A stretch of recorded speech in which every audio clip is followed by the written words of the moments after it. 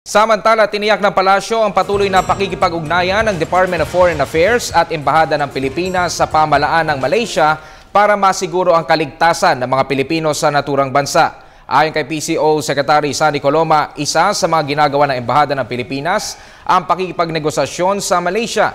Ito ay upang matulungan ang mga Pilipino na nag-overstay doon habang inaayos pa ang kanilang dokumento. Mula kay Ambassador Eduardo Malaya, napag-alaman na tanging embahada lamang ng Pilipinas ang binibigyan ng libreng transportasyon para maayos ng mga Pilipino ang kanilang immigration paper sa Putrajaya, ang Malacanang ng Malaysia. Bahagi rin anya ng tulong ng Pilipinas ang pagpapababa ng overstay penalty na babayaran ng mga Pilipino. Makikita naman natin dito ang paghahanda at patuloy na pagtulong ng ating embahada. At habang isinasagawa yung announced crackdown, sinisikap pa rin nilang matulungan ng ating mga mamamayan.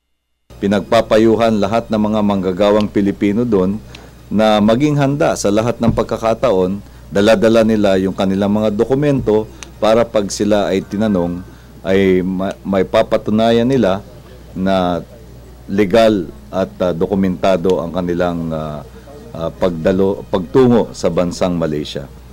Ganun pa man, patuloy yung pakikipag-ugnayan ng ating embahada at Department of Foreign Affairs para tiyakin na hindi magkakaroon ng maltrato laban sa ating mga manggagawa at mamamayan sa Malaysia.